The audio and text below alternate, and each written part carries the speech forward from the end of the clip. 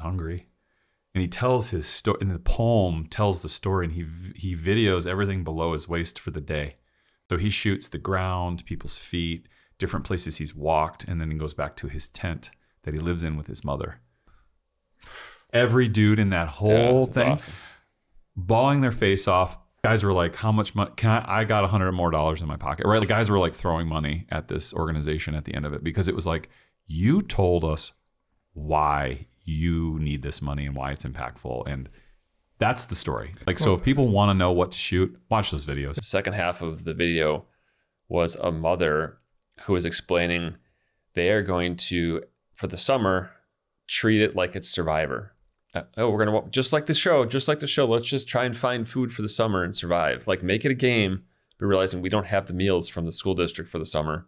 So thinking about that from the beginning, like, where did you, or how did people hear about you guys for applying for charitable?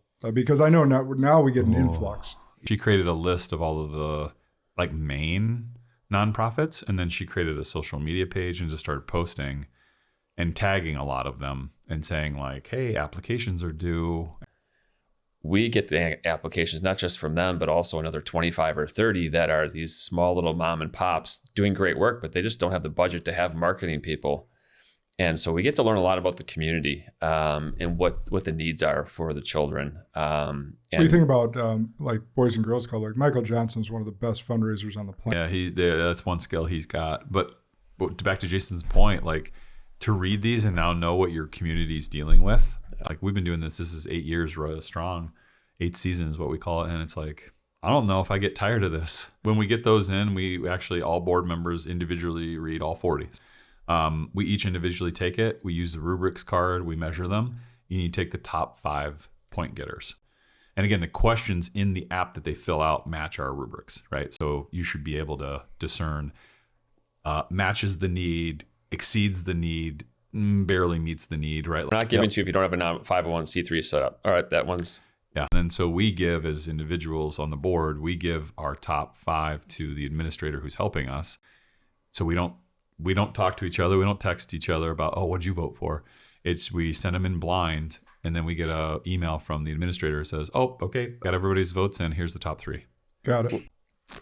This quarter will get us over 2.8 million, I think. So I'm pretty sure. 2.8 million into Dane County, and that's net is what I want everyone to. Yeah. Well, it is what we received, because we have our either members. They can give an additional, we call it being a partner, that, oh, this is from my business or my charity or my foundation or whatever. Here's extra money. And that's extremely important and helpful, because there are admin costs no matter what. But that over time took us the ability to say, all right, hey, this is what we think it costs us per event. Now we know for sure it's about $1,400 an event. Yeah. 14 guys who are partners, additional. So on their membership, an extra $1,000. So that's the whole goal. So that your 1,000, my 1,000, his 1,000, all 100% of it goes towards the causes. And so everyone that's, we've kind of talked around it, but just to be really clear how it's formatted is we give $1,000 per quarter per person. And that's how we get to $100,000 if we have 100 men. Yep. So it's really simple, really clear for anyone that wants to join up. It's like, hey, just $1,000 a quarter from your hard work that gets to go into the community to bless those that aren't as blessed as you.